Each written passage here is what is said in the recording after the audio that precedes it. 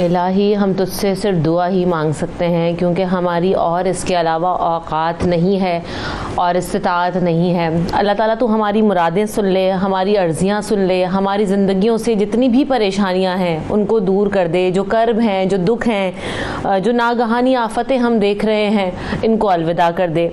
इंतहाई दुख और दिली जो है ना वो तकलीफ़ के साथ, बोझल दिल के साथ आज के प्रोग्राम का आगाज़ करना पड़ रहा है और समझ नहीं आ रहा कि किस तरीके से गुफ्तगू होगी, हम क्या बात करेंगे, क्योंकि एक चीज़ नहीं है, बहुत सारी चीज़ें हैं जिन पे हमें सोचना है, जिन पे हमें समझना है। ये हादसात पहली दफ़ा नहीं हुए, हमारे मुल्क में बहुत दफ़ा होते हैं और उसके बाद उनके होने के बाद जो कुछ होता है वो भी सब हमारे सामने है। लेकिन बहुत दुख और तकलीफ़ में इसलिए इजाफ़ा हो गया कल से अब तक, शायद हम ख़ुद को कंपोज़ ही नहीं कर पा रहे, क्योंकि हमारे अपने प्यारे भी उसमें मौजूद थे, मेरे अपने कुलीग जिनके साथ हमने काम किया और बहुत सारे लोग जिनकी फैमिलीज़, छोटे बच्चे बड़े सभी लोग। ईद आती है तो घरों में मीठा बनाया जाता है, ख़ास तौर पर एहतमाम किया जाता है खाने पीने के हवाले से। तो आज हम बात करेंगे कि फ़ौरी तौर पर चूँकि रमज़ान ख़त्म हो रहे होते हैं और जब ईद का दिन होता है तो बहुत सारी डिशेज़ घरों में बनाई जाती हैं, तैयार की जाती हैं और लोग उन्हें खाते भी हैं। तो किस हद तक ख्याल रखना है और हमें किन चीज़ों को बनाना चाहिए ज़्यादा इस ईद पे, ताकि हम उसको सेलिब्रेट भी कर सकें, एहतमाम भी कर सकें अपने घरों में, अपने दस्तरखानों की रौनक को भी बढ़ा सकें और साथ साथ हम अपनी डाइट और हेल्थ का ख्याल भी रखते हुए अपने दस्तरखानों को सजाएं। तो आज हम उस पर बात करेंगे। मेरे साथ डॉक्टर सहर चावला मौजूद हैं जो कि न्यूट्रिशनिस्ट हैं और साथ साथ डॉक्टर फ़ारूक इसाक मौजूद हैं जो कि हर्बलिस्ट हैं। आप दोनों के वक्त और आमद का बहुत शुक्रिया। सबसे पहले तो एक बात यही है कि रमज़ान मुबारक में रूटीन बहुत ज़्यादा डिफरेंट होती है और ईद में बिल्कुल डिफरेंट हो जाता है। तो इस जो ट्रांजिशन में हम जा रहे हैं दोबारा अपनी नॉर्मल लाइफ की तरफ रोज़े ख़त्म करके, तो किस हद तक हमें अपनी बॉडी का ख्याल रखना होगा और किन चीज़ों को इस ट्रांजिशन फेज़ में हमें इस्तेमाल करना होगा। डॉक्टर सहर चावला। अस्सलाम वालेकुम रमशा। आज पूरे 30 दिन के लिए आपकी बॉडी की जो मशीनरी है वो रीसेट हुई है, तो आपके जो दो सिस्टम्स हैं वो फ़ौरन बर्डन में चले जाते हैं रमज़ान के बाद जब ईद आती है। एक जो आपके हार्मोनल सिस्टम है और दूसरा जो आपका बॉडी का मेटाबॉलिज्म, जो कैलोरी बर्न करने का, फैट, प्रोटीन, कार्बोहाइड्रेट को बर्न करने का और हाजमे का जो सिस्टम है। हार्मोनल सिस्टम आपका इससे डिस्टर्ब होता है क्योंकि पूरा महीना और ख़ासतौर पर क्योंकि ये गर्मियों के रोज़े थे तो आप 12 से 16 घंटे जब आपने खाना नहीं खाया तो आपकी बॉडी को आदत हो गई थी, जो कि बहुत अच्छी बात थी, इंसुलिन लेवल्स ड्रॉप करने की ज़ीरो पे। जब 12 घंटे से ऊपर आप कुछ नहीं खाते तो इंसुलिन लेवल ज़ीरो पे आ जाते हैं, तो आपका फैट बर्निंग तेज़ हो जाता है, जो कि बहुत अच्छी बात है, मेटाबॉलिज्म तेज़ हो जाता है। अब जब एकदम आपके पास रोज़े ख़त्म हुए और आपने खाना शुरू किया है तो आप ज़ाहिर है अब आप 12-12 घंटे तो भूखे नहीं रहेंगे मोस्टली लोग, तो वो 3-3, 4-4 घंटे बाद जब आप खाएंगे तो आपका इंसुलिन लेवल्स अब एकदम ऊपर जाएंगे। अब जब इंसुलिन लेवल एकदम ऊपर जाएंगे तो बॉडी में शुगर भी एकदम ऊपर जाएगा और इसलिए रोज़ों के बाद अगर आप फ़ौरन एकदम खाना शुरू करते हैं ज़्यादा रूटीन में तो आप वेट पुट ऑन कर सकते हैं। और ख़ास तौर पे क्योंकि शुगर की बात हो रही है तो डायबिटिक्स के लिए बहुत प्रॉब्लम कर सकता है ये, और वो जिनके पास कोलेस्ट्रॉल का प्रॉब्लम होता है उनके लिए भी प्रॉब्लम कर सकते हैं, क्योंकि इंसुलिन आपके एकदम से जब ऊपर जाना शुरू करता है काफ़ी दिनों के रोज़े के बाद तो वो कोलेस्ट्रॉल लेवल्स भी रेस कर सकता है। इसी तरह आपकी बॉडी का जो हाजमे का सिस्टम होता है वो भी थोड़ा स्लो डाउन हो गया होता है, क्योंकि वो रीसेट हो चुका होता है एक नए मोड में। तो उसको भी अगर आप ओवरबर्डन करने की कोशिश करते हैं तो वो भी डिस्टर्ब हो सकता है, लेकिन इसको बहुत इजीली रीसेट किया जा सकता है स्मार्ट सिलेक्शन ऑफ फूड के साथ। यानी आप उन खानों का इस्तेमाल करें जिनका ग्लाइसेमिक इंडेक्स लो हो, वो ब्लड में शुगर एकदम तेज़ ना करें, जिसमें मेजॉरिटी ग्रीन लीफी वेजिटेबल्स और मौसम सरमा के फल आ जाते हैं। और दूसरा, आप उन खानों का इस्तेमाल करें जो हल्के हों, जिनका कोलेस्ट्रॉल कंटेंट बहुत ज़्यादा ना हो। यहाँ पे फिर हमारे पास हेल्दी प्रोटीन्स, हेल्दी कार्बोहाइड्रेट्स जैसे होल ग्रेन रोटी आ जाती है, आपके पास सीरियल्स आ जाते हैं, आपके पास नट्स आ जाते हैं, आपके पास दही आ जाता है, हेल्दी स्मूदीज़ आ जाते हैं, हेल्दी सिलेक्शन ऑफ जूसेस आ जाते हैं। इस तरह की स्मार्ट मॉडिफिकेशन, स्मार्ट सिलेक्शन से आप अपनी बॉडी को डिस्टर्ब होने से बचा सकते हैं। It's not that difficult. अब मसला ये है कि हमारे यहाँ चूँकि एहतमाम बहुत ज़्यादा डिफरेंट तरीके से होता है ईद के मौक़ों पर, और जो है ना वो ट्रेडिशनल खाने बनते हैं, जो कि अच्छी बात भी है, लेकिन उसमें तो किस हद तक हम एहतियात कर सकते हैं डॉक्टर फ़ारूक इसहाक़ साहब, क्योंकि ये तो कहना बिल्कुल एक छोटी सी बात होगी कि हम उस तरह के खाने ट्रेडिशनल जैसे सेवैयाँ बनती हैं, मीठा बनता है, शीर खुरमा बनाया जाता है, घरों में बिरयानियाँ, चटपटे खानों का एहतमाम और मल्टीपल डिशेज़ बन रही होती हैं, मसालेदार जो हमारे पकवान हैं। तो एक तो उसमें हम किस हद तक जो है ना वो चीज़ों को अवॉइड कर सकते हैं, कम कर सकते हैं, ताकि अगर हमें वो बनाना भी है, इस्तेमाल भी करना है गोश्त वगैरह का भी, तो किस हद तक अवॉइड करें या कौन सी चीज़ों का इस्तेमाल कर सकते हैं? मेरी तरफ से सबसे पहले तो रमशा अस्सलाम वालेकुम। बात ये है कि हमें ना यूं लगता होता है कि जैसे माह रमज़ान जो गुजरा है उस पर हमें पाबंदी थी खाने पर, अब हमें छुट्टी हो गई है खाने के लिए कि हम जितना भी खाएं खा सकते हैं। हमें यूँ लगता होता है कि जैसे ही ईद का दिन आया उस वक्त हमने शीर खुरमा खाना है, उस वक्त हमने कोई सवैयाँ बनी हैं, कोई और चीज़ बनी है, तो वो ना उस वक्त तक हमने खाना है कि बहुत जोर। ऐसा नहीं होता। हमें कम से कम ये सोचना चाहिए कि एक महीना हमने जो एक्सरसाइज की है कम खाने की, अपना कैलोरीज बर्न की हैं, अपनी फैट बर्न की है हमने, लेकिन हमने उसके बाद दोबारा जो है वो खाना ही बहुत ज़्यादा शुरू करेंगे तो हमारा स्टमक जो होता है वो आदी नहीं होता। ठीक है जी। अब सुबह के टाइम पर अगर खाया है हमने तो उसके बाद जाकर 15-16 घंटे भूखे रहे होते हैं, लेकिन हमने उस दिन खाना शुरू कर देता है। और खाना भी वो होता है जो कार्बोहाइड्रेट से भरपूर होता है। जब शुगर के पेशेंट हैं, हार्ट के पेशेंट हैं, कोई पहले ही तबखीरे मैदा के पेशेंट हैं जिनको स्टमक प्रॉब्लम रहती है, इन लोगों के लिए बहुत ज़रूरी होता है कि जब आप माह रमज़ान के बाद खाना शुरू करें तो उसको बहुत कम क्वांटिटी मिले, फौरी तौर पर बहुत ज़्यादा खाना नहीं शुरू करना चाहिए। आपने एक और भी एक्सपीरियंस किया होगा कि ईद का दिन होता है ना, उस दिन लोगों को डायरिया हो जाता है। बहुत से लोग होते हैं उनको डायरिया हो जाता है। डायरिया होने की वजह भी यही होती है, किसी को पेचस हो गया, किसी को डायरिया हो गया कि पहले उनका स्टमक आदि नहीं था, उन्होंने अपनी हैबिट ऐसी बनाई थी कि कम खाना, लेकिन उसके बाद वो क्या करते हैं कि फौरी तौर पर इतना ज़्यादा खाना शुरू करते हैं कि उनको डायरिया लग जाता है। फिर उस वक्त कहते हैं जी हमें फूड पॉइजनिंग हो गई। भाई फूड पॉइजनिंग तो होगी कि जब आपने खाना तो पहले आदत की हुई थी कम खाने की, लेकिन आज ज़्यादा खाना शुरू कर दिया। लेकिन मेरी ये रिक्वेस्ट है कि ईद का दिन जैसे ही स्टार्ट होता है, अब जो भी, क्योंकि सुन्नत रसूल है कि जब अपने ईद पढ़ने के लिए जाना तो कोई भी कोई मीठी चीज़ खा कर जाए, तो जो भी मीठी चीज़ खाएं उसको कम क्वांटिटी में खाएं, थोड़ी सी खा के फिर जाए, फिर उसके बाद आकर खाएं। लेकिन यह नहीं करना कि सुबह के टाइम पर उठे तो आप कहें कि नहीं जी नहीं, बस मुझे छुट्टी हो गई है खाने की, आज मैं टका के खाऊं और फिर मैं उसके बाद ईद पढ़ने के लिए जाऊंगा, तो ऐसा नहीं होना चाहिए। कम मिकदार में शुरू करना चाहिए। सही। लेकिन ऐसा भी नहीं कि जो अच्छा ये जो मिकदार वाला कंटेंट है इस पे भी जरा बात करते हैं ना, कि देखिए हम लोग ये देख रहे होते हैं सहर, चूँकि सुबह जैसे अभी डॉक्टर इसहाक़ ने भी कहा कि मीठा बनता है, हम मीठा खा के नमाज़ पढ़ने जाते हैं, सुन्नत भी है, और फिर बात ये भी है कि हम उसको बार बार खा रहे होते हैं, फिर मुख्तलिफ़ चीज़ें जो घर में खाना बन रहा है वो भी खा रहे हैं, मीठा भी साथ चल रहा है, सब चीज़ें चल रही हैं एक साथ, मिठाई आ गई, केक भी आ गया, सब खा लिया। सो कैलोरीज जो है ना वो बहुत ज़्यादा इंटेक बढ़ जाता है। ये किस हद तक फौरी तौर पे आफ्टर रमज़ान, चूँकि आपका स्टमक प्रिपेयर नहीं होता या डिफरेंट तरीके से बिहेव कर रहा होता है रमज़ान में, तो किस हद तक कॉम्प्लिकेशंस क्रिएट करता है, और ये बार बार मीठे का इस्तेमाल हमारे लिए कितना मुश्किल खड़ी कर सकता है? जी, बार बार मीठे का इस्तेमाल, जो बॉडी में सारी प्रॉब्लम है वो आपके पास प्रोसेस्ड और रिफाइंड शुगर से स्टार्ट होती है। आपके पास दिन में 100 से 150 ग्राम से ऊपर शुगर आपको नहीं लेना चाहिए, जो कि एक केक की सर्विंग में आप उसको कई गुना ज़्यादा, एक केक के स्लाइस की सर्विंग में आप उसको क्रॉस कर देते हैं। तो मैं आपको, क्योंकि गर्मियों के भी रोज़े थे अभी ख़त्म हुए थे और गर्मियों की ईद है, मैं आपको कुछ ऐसे छोटे से हैक्स या ऑल्टरनेटिव्स बता देती हूँ जिससे आपकी मीठे की तलब, आपके जंक फूड की तलब भी पूरी होगी और वो आपकी बॉडी के हाइड्रेशन के लिए भी अच्छे है, और वो कैलोरी, उसका कैलोरी काउंट भी इतना ज़्यादा नहीं है, क्योंकि हमारे पास अभी गर्मियों की ईद है तो हमें बार बार प्यास लगनी और हमने बहुत ज़्यादा कोल्ड ड्रिंक्स, सॉफ्ट ड्रिंक्स और शरबत का इस्तेमाल करना था।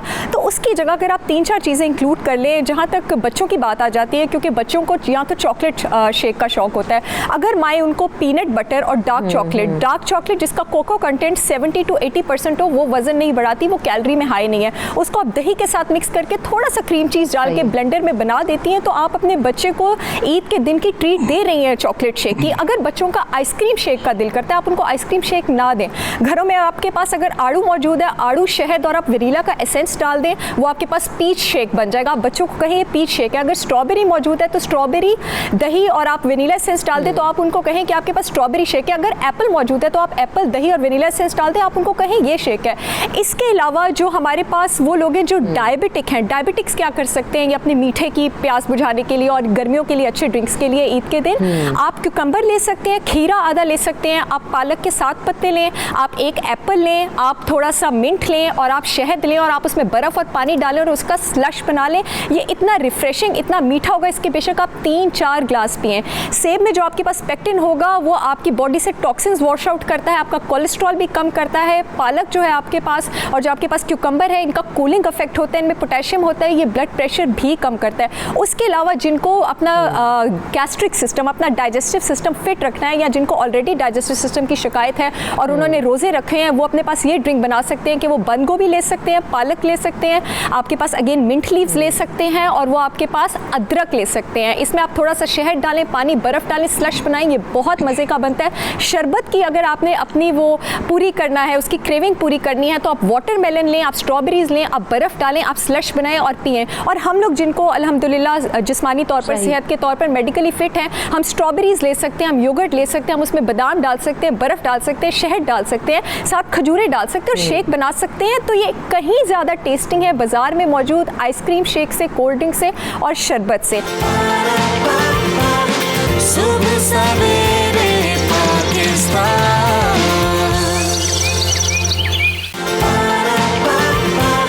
सुबह सवेरे पाकिस्तान।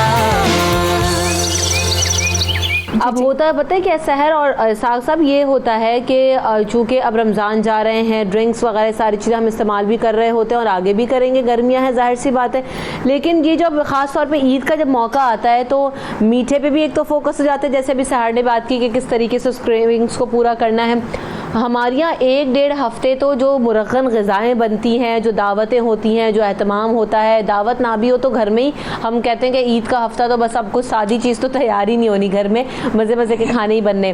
तो ये जो गोश्त और ये सारे मुरक्कन ग़िज़ाएँ फ़ौरी तौर पर रमज़ान के बाद इतने रेगुलरली खाना, ये आपकी बॉडी के लिए कितना नुकसानदेह, क्योंकि सब्ज़ियों का इंटेक बिल्कुल हम ख़त्म कर देते हैं ईद के मौके पर, ईद के दिनों में दाल का जो इंटेक है वो बिल्कुल ख़त्म कर देते हैं, सादे खाने नहीं हम बनाते।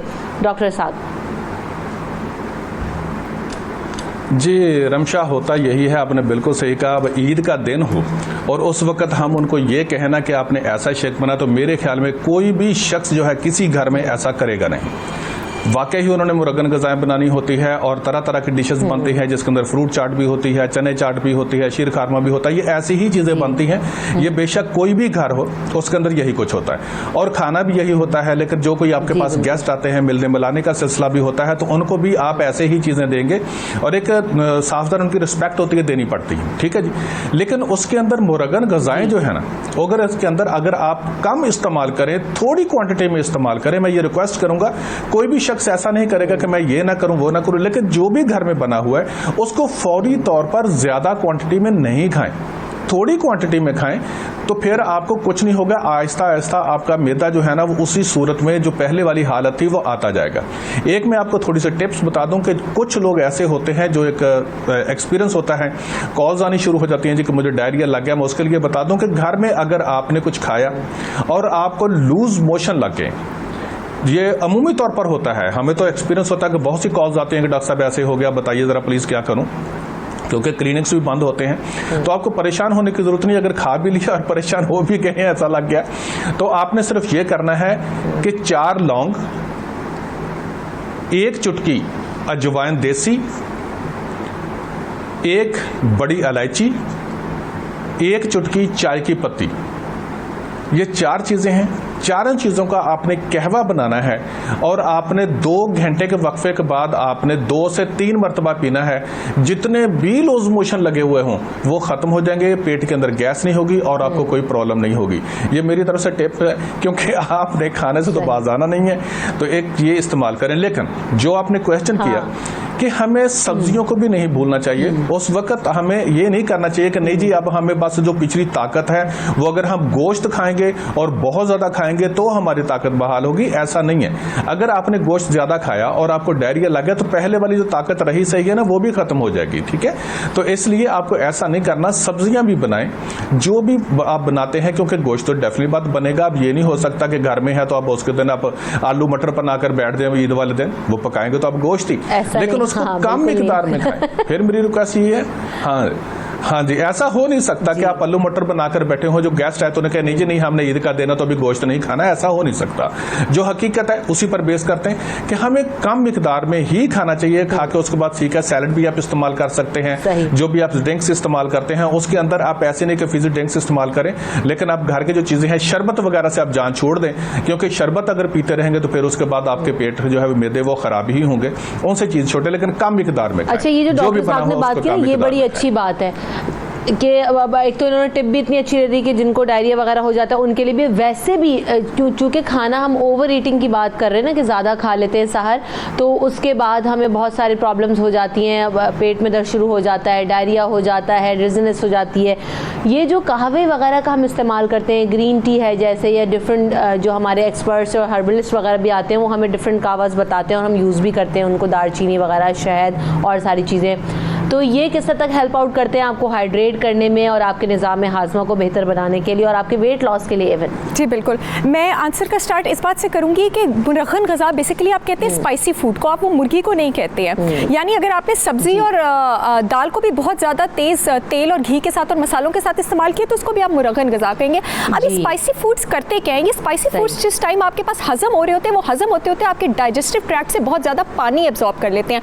जब वो पानी एब्जॉर्ब कर लेते हैं तो आप इंटरनली डिहाइड्रेट हो जाते हैं। और याद रहे कि ये गर्मियां हैं, अगर आप बहुत ज़्यादा स्पाइसी फूड्स का इस्तेमाल करें तो आपकी बॉडी का हाइड्रेशन, ईद के दिन तो आपकी बॉडी का हाइड्रेशन लेवल रोज़ों के बाद ऑलरेडी कम है, तो आप अपने आप को डिहाइड्रेशन की स्टेट में डाल रहे हैं। उसके अलावा स्पाइसी फूड्स में एक सब्सटेंस होता है कैपेसिन। कैपेसिन क्या करता है आपके पास कि पूरी बॉडी में ब्लड फ्लो तेज़ कर देता है। अब वो जब पूरी बॉडी में ब्लड फ्लो तेज़ होती है तो वो इंटेस्टाइन, आंतों और मैदे में भी तेज़ होती है और इस वजह से डायरिया होने का चांस ज़्यादा होता है। तो ये वजह है कि मुरग़न ग़िज़ाएं आपके पास दो वजहों से, एक कैपेसिन की वजह से और एक पानी एब्जॉर्ब करने की वजह से डिहाइड्रेशन और डायरिया जो है वो आपके पास करती हैं। अब ये जो आपने क्वेश्चन किया, ये जो सारे इस्तेमाल होता है ना, शहद का, दालचीनी का, अदरक का, लौंग का, इलायची का, ये सब के सब एंटी माइक्रोबियल है। यानी आपके पास बॉडी में, इंक्लूडिंग लहसुन की भी मैं बात करूँगी, लहसुन सबसे बड़ा इन सब का बाप है, लहसुन सबसे बड़ा एंटी माइक्रोबियल है। ये सब जो मसाला जाते हैं आपके पास, ये आपके पास एंटी माइक्रोबियल है, एंटी इन्फेक्शियस है और ये आपके पास इन्फ्लेमेशन कम करते हैं। अगर आपने स्वीटनर इस्तेमाल करना है तो दो स्वीटनर्स आपके पास नेचर में इन्फेक्शन भी कम करते हैं, इन्फ्लेमेशन भी, एंटी माइक्रोबियल। एक ऑर्गेनिक रॉ यानी खालिश शहद, वो शहद नहीं जो आपके पास फैक्ट्री में प्रिपेयर हुआ है क्योंकि वो उसके न्यूट्रिएंट्स को डिप्लीट कर देता है, खत्म कर देता है। और दूसरा गुड़ आपके पास बनती है डेट पाम से और शुगर केन जूस से। और गुड़ जिस प्रोसेस से बनती है ना उसको आयरन वेसल से गुजारा जाता है। जब उसको आयरन वेसल से गुजारा जाता है उसकी वजह से वो आयरन भी एब्जॉर्ब कर लेती है, वो न्यूट्रिएंट रिच होती है। लेकिन याद रहे कि गुड़ जो है वो आपको 4 किलो कैलोरीज पर ग्राम प्रोवाइड करती है, तो गुड़ का इस्तेमाल थोड़ा मॉडरेशन में करें। अगर आपने अपने स्पाइसी खानों का वो क्रेविंग पूरी करनी है तो उसका है क्या है कि सबसे पहले सैलड्स को अपने ईद के मेन्यू में भी इंक्लूड रखें। अब ये जो रेस्टोरेंट्स वाले होते हैं वही सैलड हमें घर में अच्छा नहीं लगता, वो हमें रेस्टोरेंट्स में क्यों अच्छा लगता है? Because they are very tricky. वो अपने सैलड में बहुत ज़्यादा इंग्रेडिएंट्स मिक्स कर देते हैं। The goal is to confuse your taste buds. जब आपके टेस्ट बड्स कंफ्यूज हो जाते हैं, आपको इतने ज़्यादा फ्लेवर आते हैं तो आपको सैलड खाने से ज़्यादा अच्छा लगता है। घर में जो भी सब्जियाँ मौजूद हैं, टमाटर मौजूद है, प्याज मौजूद है, भिंडी मौजूद है, मटर मौजूद है, नट्स मौजूद है, जो भी सब्जियाँ मौजूद हैं सबको मिक्स करें और सैलड से स्टार्ट करें। और अफ्तारी का मेन्यू स्नैक्स की फॉर्म में रखें। चना चाट का इस्तेमाल ज़रूर करें। चने का ग्लाइसीमिक इंडेक्स कम होता है, मिर्चें उसमें कम इस्तेमाल कीजिएगा, शुगर लेवल एकदम रेज नहीं होता और वो आपको मज़े की भी लगती है। इसके अलावा आप क्या कर सकते हैं, शिमला मिर्चें लें, उनको काटें और उनको फिल करें दही से, ठीक है। थोड़ा सा बेशक क्रीम चीज़ डालें, उसमें चिकन के चंक्स डालें, उसमें नट्स डालें, उसमें टमाटर डालें, तो वो आपके पास मायोनीज की क्रेविंग भी पूरी कर देगा, चीज़ की क्रेविंग भी पूरी कर देगा और वो आपके पास एक भरपूर चिकन का स्नैक भी हो जाएगा। कॉलीफ्लावर के पत्तों को लेकर आप क्या कर सकते हैं, उनको माइक्रोवेव में रखें 4 मिनट, उसके बाद उनको कपड़े में निचोड़ें, उसको ड्रेन होने दें, उसको तवे पे रखें, उस पर अंडा रखें, हल्का सा चिकन रखें, कॉलीफ्लावर यानी गोभी के आप कबाब बनाएं। ये आपको फिर अगेन ऐसा लगेगा कि आपने बर्गर या सैंडविच खाया और आपकी जो क्रेविंग है वो भी पूरी होगी। तो इस तरह के छोटे छोटे हैक्स हैं जिससे इंटेलिजेंटली जो है वो हम लोग अपनी क्रेविंग्स भी पूरी कर सकते हैं। और शीर खुरमा, बेशक ये मीठी ईद है, आप शीर खुरमा खाएं, लेकिन कोशिश करें कि शीर खुरमे में आप अब आपके पास बड़े ज़बरदस्त आर्टिफिशियल स्वीटनर्स मौजूद हैं। स्टीविया का जो यूज़ है मैं वो सबको रिकमेंड करती हूँ क्योंकि एंटी इन्फेक्शियस, एंटी माइक्रोबियल है, इन्फ्लेमेशन भी कम करता है और ये आपके पास बेकिंग प्रोडक्ट्स में भी यूज़ हो सकता है। जिन लोगों को डायबिटीज़ की शिकायत है वो स्टीविया की जगह ज़ाइलोटॉल यूज़ कर सकते हैं। और हमारी यूके की ऑडियंस के लिए मैं ये कहना चाहूँगी, एक सिरप मिलता है आर्टिफिशियल स्वीटनर का, यूकॉन सिरप। जो यूकॉन सिरप होता है वो प्रोबायोटिक होते हैं, यानी उन लोगों का जिनकी आपके पास डाइजेस्टिव सिस्टम का इशू है या वो चाह रहे हैं कि ईद के दिन वो मीठा भी खाए, वो इस सिरप को यूज़ कर सकते हैं और इसका ग्लाइसेमिक इंडेक्स भी कम होता है, तो ये शुगर को एकदम ऊपर नहीं जाने देता। तो ये थोड़े से कुछ हैक्स हैं जिससे, और हाँ, जब अपना पोर्शन साइज है उसको कंट्रोल करें। अपनी जो प्लेट है उसको 3/4 जो है वो आपने सैलेड से भरना है, बाकी आपने उसको स्नैक्स से भरना है। Thank you so much doctor Sahar Chawla, आपने वक्त दिया। डॉक्टर इसहाक फारूक साहब, आपके वक्त का बहुत शुक्रिया। हमें यहाँ पर चूँकि ब्रेक की तरफ बढ़ने के बाद हाजिर होंगे अपने अगले सेगमेंट में, हमारे साथ रहिएगा। सुबह सवेरे पाकिस्तान,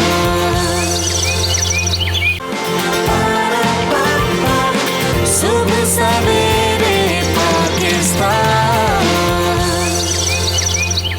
सुबह सवेरे पाकिस्तान में आपको एक बार फिर कहेंगे खुश आमदीद। हम देख रहे हैं कि रमज़ान चूँकि अब रुखसत हो रहा है, जा रहा है, आखिर के रोज़े हैं, हो सकता है कल ईद हो या परसों ईद हो, तो अब चंद ही दिन हैं हमारे पास। और ईद की तैयारी पर भी हमने बात की है कि ईद कैसे मनानी है, कैसे हम जो है ना ईद का त्यौहार मनाते हैं।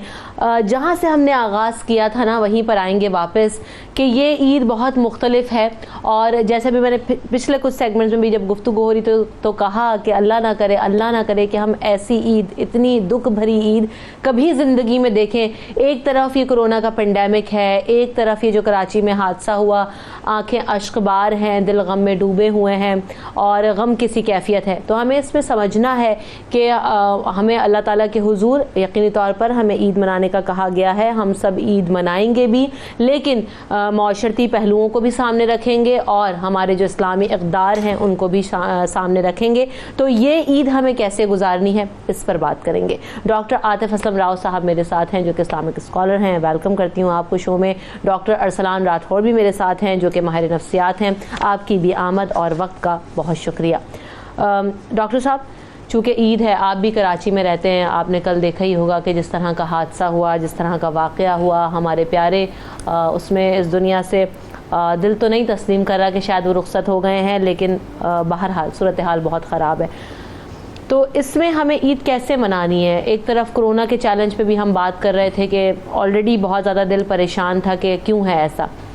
ईद की अहमियत और फजीलत अपनी जगह है, क्या किरदार हो हमारा? बिस्मिल्लाहिर्रहमानिर्रहीम। कल का जो सानिया हुआ उस पर मैं भी दिल गिरफ्ता हूँ और अपने जज्बात का इजहार भी मुख्तलिफ़ फ़ोरम्स पर करता रहा हूँ।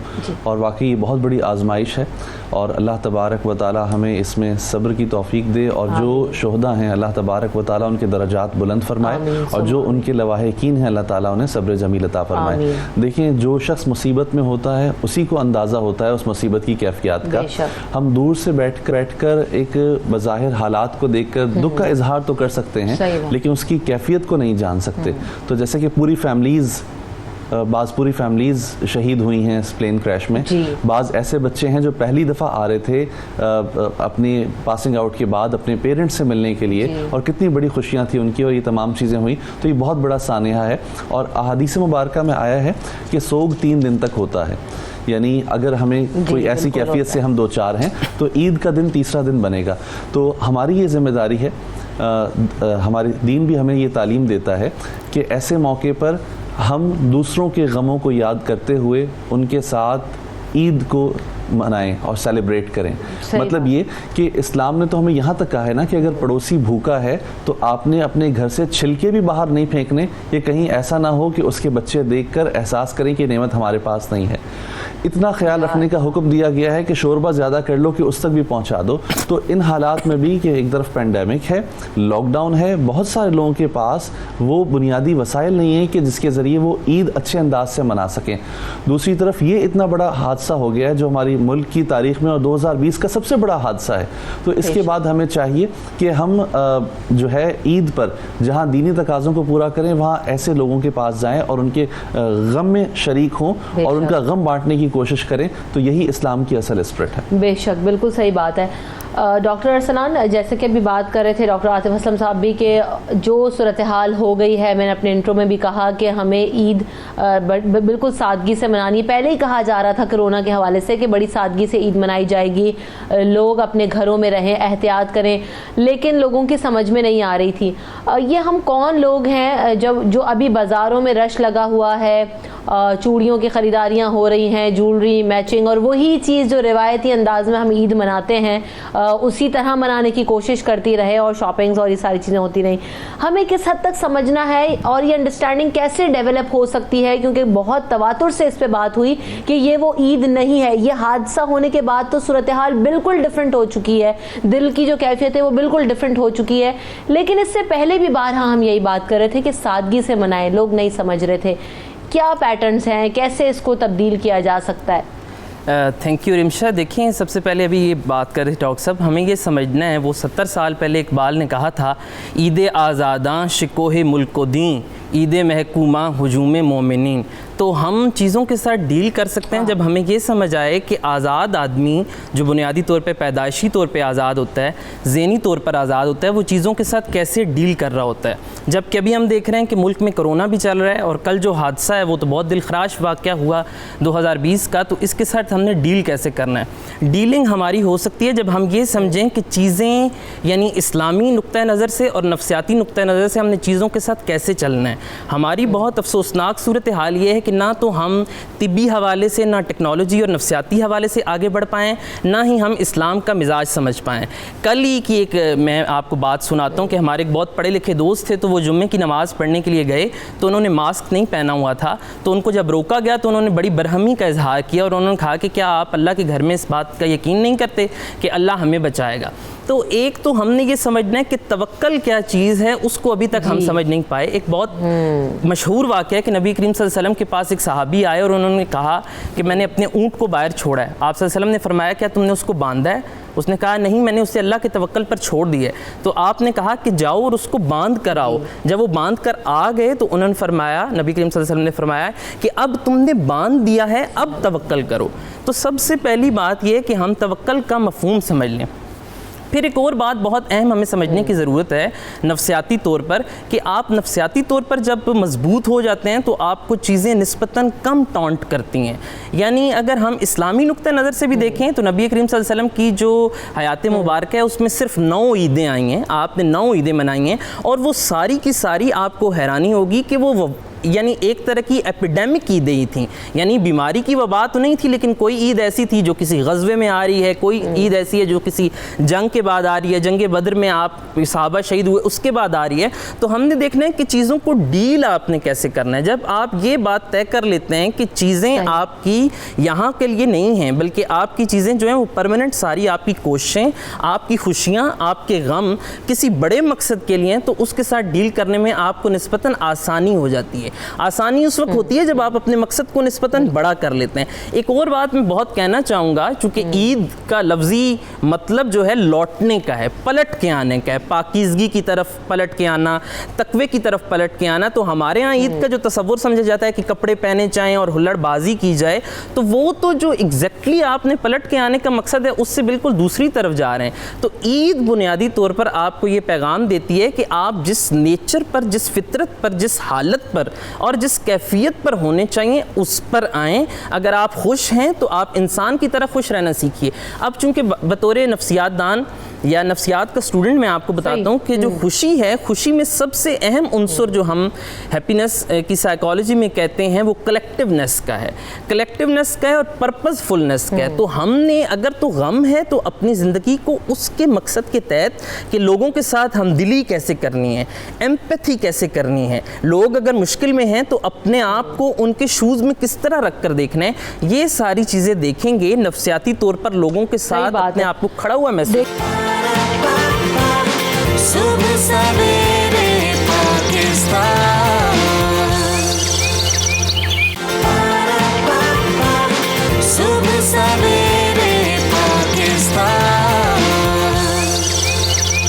हमें एक दूसरे का एहसास करना है, एहसानियाँ पैदा करनी है। बार बार जो रमज़ान में हम प्रैक्टिस करते रहे, ईद में अगर यकदम बदल देंगे, बड़ी तकलीफ़ हो रही है मुझे देख के डॉक्टर आतिफ साहब के। इससे पहले बार बार मैं एक ही बात इसलिए कह रही हूँ, हादसे से पहले भी और हादसे के बाद तो बहुत ज़्यादा वो चीज़ बढ़ गई कि हमारा सिर्फ फोकस वही है कि हर साल जैसे ईद मनाई जाती है, वही मेहंदी, वही चूड़ियाँ, वही रिवायती अंदाज, ख़वातीन की डिमांड्स। हम समझ क्यों नहीं रहे कि आगे आने वाले हालात अच्छे नहीं हैं और जो हमारे आस पड़ोस में लोग मौजूद हैं वो भी शायद परेशान हो सकते हैं। तो ईद गुजारने का तरीका इस दफ़ा क्या हो? बहुत सारी चीज़ें देखें, हमारे पास बहुत सारी चीज़ें होती हैं और हम अपनी सकत भी रख सकते हैं, कर सकते हैं। अभी आपने भी कहा कि छिलका भी बाहर तक ना फेंको कि उसकी वजह से किसी की दिल आज़ारी ना हो जाए। तो ज़रूरी नहीं है, सिम्बॉलिकली भी हमें बहुत सारी चीज़ों को करना पड़ता है। कैसी ईद हो, आम लोगों की भी, घरों में भी, और इस हादसे के बाद तो और ज़्यादा। लैसल ईद लिमन लबिसल जदीद इन्नमल ईद लिमन खाफल वईद। ईद नए कपड़े पहनने का नाम नहीं है। ईद ये है कि इंसान अल्लाह तबारक व तआला से कितना डरता है, उसका कितना खौफ रखता है। ये जो माह रमज़ान हमें मिला था, इसका असल मकसद क्या था? लअल्लकुम तत्तक़ून, ताकि तुम परहेज़गार हो जाओ। अल्लाह तबारक व तआला का एहसास, उसके बंदों का एहसास। अल्लाह रब्बुल इज़्ज़त ने फरमाया अल खल्क़ु कुल्लुहुम अयालुल्लाह, कि ये पूरा जो मखलूक है ये मेरा कुनबा है, ये मेरी फैमिली है और तुम में से बेहतर वो है जो इसके लिए ज़्यादा फ़ायदेमंद है। तो हमने अपने अतराफ़ में बसने वाले तमाम लोगों का ख्याल रखना है। हमारे पास नेमतें मौजूद हैं, लेकिन हो सकता है कोई बज़ाहिर नेमत से महरूम है, वो अल्लाह की बारगाह में कल को क्या अर्ज़ करेगा। इन हालात के अंदर जब हम देख रहे हैं कि बहुत सारे लोग अफसरदा हैं, वहाँ पर अगर हम वही ट्रेंड इख्तियार करेंगे जो माजी में किया था, तो कितने लोगों की दिल आज़ारी होगी। और एक मुसलमान वो है कि जिसके हाथ और ज़बान से और किसी भी एक्शन से दूसरे मुसलमान को तकलीफ़ ना पहुँचे। तो हमें इस बात का इयादा करना है, इस बात को देखना है कि हमें ईद ऐसे मनानी है और ये एज्यूम करना है खुदा न खासा अगर हमारे साथ ये हालात होते या अगर इस आजमाइश के लिए अल्लाह हमारा इंतखाब करता तो हमारी कैफियत क्या होती। फिर हम दूसरे की कैफियत का किसी हद तक अंदाज़ा कर सकते हैं, कमा हकू नहीं कर सकते। तो इसलिए ज़रूरत इस बात की है कि इन हालात के अंदर रहते हुए दूसरे लोगों के गम का एहसास करने की कोशिश करें। और याद रखें कि अल्लाह तबारक व तआला को खुशी के दिनों में, हदीस मुबारक का मफहूम है, खुशी के दिनों में याद रखोगे तो गम में वो तुम्हें कभी फरामोश नहीं करेगा। वो वैसे भी अपने बंदों को फरामोश नहीं करता, लेकिन खुशी में उसके अहकामात पर खास तौर पर हमें अमल करना है। हमें ऐसे काम नहीं करने कि जिसकी वजह से लोग ये कहें कि देखो हमारे गम का इन लोगों को एहसास नहीं होता। हदीस मुबारक में आया है कि पूरी मुस्लिम उम्मत की मिसाल ऐसी है जैसे जिसमें वाहिद, अगर एक हिस्से को तकलीफ पहुंचती है तो उसका असर दूसरे तक होता है। तो हमें इस बात को रियलाइज करना है कि एक बहुत बड़ा सानिहा हुआ है हमारे मुसलमान भाइयों के साथ, इंसानियत के साथ हुआ है। हमारे मुल्क का ये बहुत बड़ा सानिया है। इस सानिया में हमें सादगी के साथ, आजिज़ी के साथ अल्लाह तबारक व तआला को याद करते हुए और वो लोग के जो इसके अंदर मुब्तला हुए हैं उनको, उनके गम को समझते हुए हमने ईद का दिन अल्लाह ताला की याद में और उसके शुक्राने में गुजारना है। और दूसरी तरफ बात ये भी कि जो ईद के इज्तिमात में हमें बताया जा रहा है कि सोशल डिस्टेंसिंग को फॉलो करना है, उन चीज़ों को हमने किस हद तक प्रोटेक्ट करना है, सैनिटाइजर्स का इस्तेमाल और एक दूसरे से गले मिलने को अवॉइड करें। आज अगर हम बचाएंगे अपने बड़ों को, अपने प्यारों को, तो आगे अगली ईदें उनको 10,000 दफ़ा हम उनको गले मिल सकेंगे, उनसे मोहब्बतों का इजहार कर सकेंगे। तो ये कितना ज़रूरी है। बिल्कुल ऐसा ही है। लेकिन जैसे डॉक्टर साहब ने अभी ये बात जिक्र की थी कि हमें इन चीज़ों का ख्याल रखने की ज़रूरत है कि कहीं ऐसा ना हो कि हमारी वजह से दूसरे को तकलीफ पहुंचे। तो ये जो पेंडेमिक के दिन हैं और हमें पता है कि हमें सोशल डिस्टेंसिंग रखनी है, तो हमें इस बात का ख्याल रखना है। ये जो एहतियाती तदाबीर हैं और ये जो तवक्कुल है, तवक्कुल नाम ये नहीं है कि फ़कत आप अल्लाह तबारक व तआला की तरफ ही देखें और लौ लगाएं, बल्कि उसके साथ आपने एहतियाती तदाबीर को इख्तियार तदबीर के करना है। साथ तवक्कुल कीजिए ना, तदबीर के साथ अल्लाह तबारक व तआला की से रुजू करें। तो इसलिए सोशल डिस्टेंसिंग का भी ख्याल रखना है। ईद के इज्तिमात में भी जो SOPs बनाए गए हैं वो हमारी अपनी बेहतरी के लिए हैं, और आप इस बात को अपने जहन में रखें कि आप दुनिया के लिए एक आदमी हैं, लेकिन अपने घर वालों के लिए आप पूरी दुनिया हैं।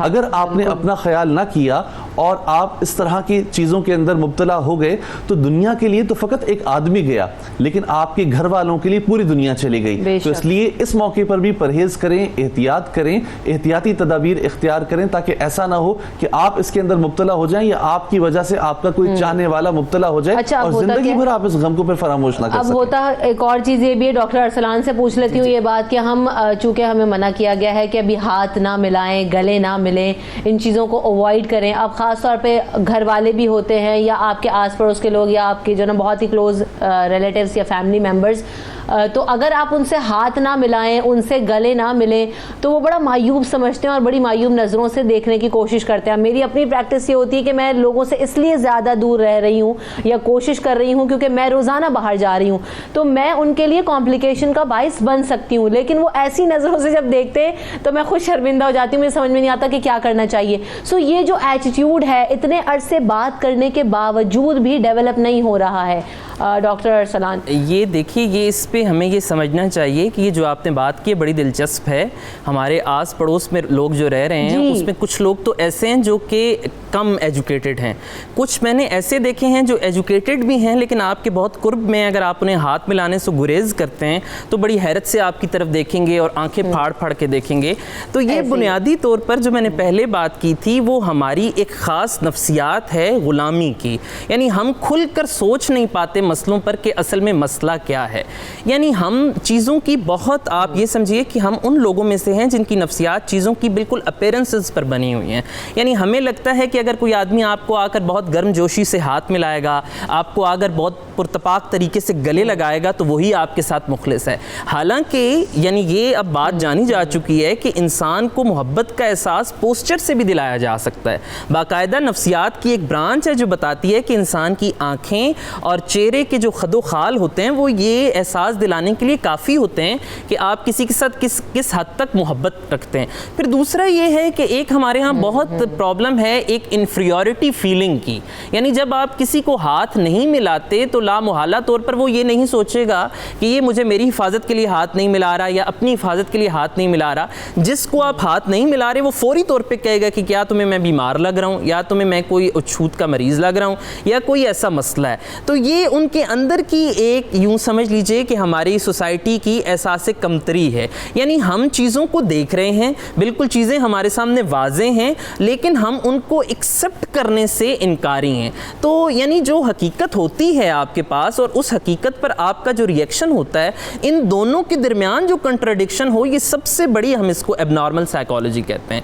तो ये हमने मसले अपने ठीक करने हैं किसी तरह कि हम चीज़ों के ज़वाहिर की तरफ, चीज़ों की जो बहुत सामने के अपीयरेंसेस हैं उनकी तरफ की बजाय हम अंदर की तरफ देखना शुरू करें। जैसे डॉक्टर साहब बता रहे थे कि हमने लोगों की मदद कैसे करनी है, यानी ये ईद कैसी है, ये बात डॉक्टर साहब कर रहे थे। तो मेरे जहन में एक बहुत खूबसूरत रूमी का एक फ़ारसी शेर है, उसका मफ़हूम आया कि रूमी से किसी ने पूछा कि कौन सी मौसीकी हराम है, तो उसने कहा कि वो मौसीकी हराम है जो अमीर के प्लेट में चमचे की आवाज़ की खनक से पैदा हो और गरीब और मस्कीन के कान में चली जाए जो कि भूखा है। तो हमें चीज़ों को समझना है कि चीज़ें किस तरह चल रही हैं, हमने इस एपिडेमिक का सामना कैसे करना है, चीज़ों को कैसे डील करना है, लोगों को लेकर कैसे चलना है, और किस तरह हमने खुद अपने तासुब का, खुद अपनी कम इल्मी का शिकार नहीं होना।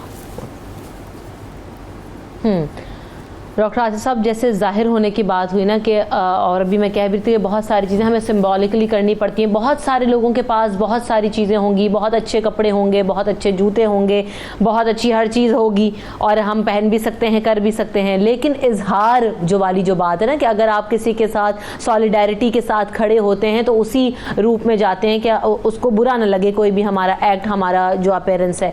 तो इस ईद पर अगर आप अपने घर से, वैसे तो निकले ही ना, लेकिन अगर निकल भी रहे हैं तो किसी किसी और कोई और भी अगर आपको देखे तो आप उसकी दिल आज़ारी ना हो या वो कमतर महसूस ना करे। तो हमें अपने जो गरीब लोग हैं, आसपास लोग हैं, उनको देखते हुए किस तरह से जाना वो बिस्मिल्लाहिर्रहमानिर्रहीम। देखिए, सबसे पहले तो हमें ये करना चाहिए कि उसवा रसूल सल्लल्लाहु अलैहि वसल्लम हमारे सामने है।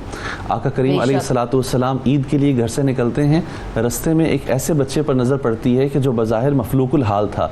नबी करीम सल्लल्लाहु ताला अलैहि वसल्लम जब उसके अहवाल मालूम करते हैं तो इल्म में आता है कि ये बच्चा यतीम है और इसकी कोई किफ़ालत करने वाला नहीं, इसके पास ज़रूरियात की चीज़ें नहीं हैं। तो हुज़ूर सल्लल्लाहु अलैहि वसल्लम अपनी नमाज ईद के लिए जाने वाले सफ़र को थोड़ी देर के लिए मौखर करते हैं और उस बच्चे को अपने घर ले जाते हैं और उम्मुल मोमिनीन हज़रत आयशा सिद्दीक़ा रज़ियल्लाहु ताला अन्हा से कहते हैं कि इसे खूब तैयार करो, आज ही हमारे साथ ईद मनाएगा। तो ये स्पिरिट हमारे अंदर होनी चाहिए कि हमने ईद के दिन में दूसरों की ज़रूरतों का ख्याल रखना है। हज़रत औज़ाई के पास ईद की रात दरवाजे पर दस्तक हुई, आपने दरवाजे पर देखा तो पड़ोसी आया था और उसने कहा कि ईद गुजारने के लिए हमारे पास कुछ नहीं है, आप थोड़ी बहुत मदद फरमा दें। आप घर में जाते हैं और अपनी अहलिया से मालूम करते हैं घर में क्या है, तो पता लगता है कि 25 जो है दिरहम हैं, यानी चांदी के सिक्के हैं। तो अहलिया कहती हैं कि आप ये सारे जाके उन्हें देते हैं, अल्लाह ताला हमारा पूरा करा देगा। तो जब उन्हें देते हैं वो खुशी से दुआएं देकर रुखसत होते हैं। थोड़ी देर में दरवाजे पर दोबारा दस्तक होती है, आप दरवाज़ा को खोलते हैं, एक शख्स वालेहाना तौर पर आपके कदमों में गिर जाता है और कहता है कि मैं आपके वालिद का भागा हुआ गुलाम हूँ और मैं 25 दीनार लेकर भागा था, ये 25 दीनार सोने के सिक्के हैं, ये मैं आपको देता हूँ, आप कबूल फरमा दें। उन्होंने कबूल फरमाए और साथ ही उसे आज़ाद भी कर दिया और अपनी बीवी को कहा कि देखो हमने अल्लाह की बारगाह में चांदी दी थी, हमें सोना मिला।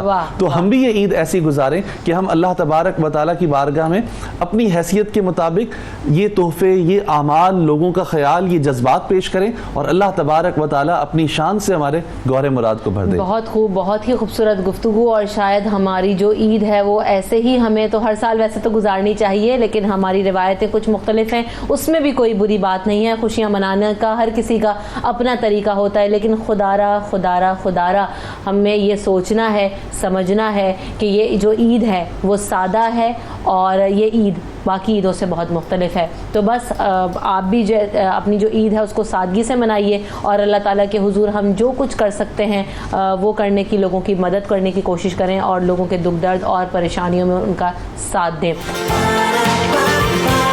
सुबह सवेरे पाकिस्तान।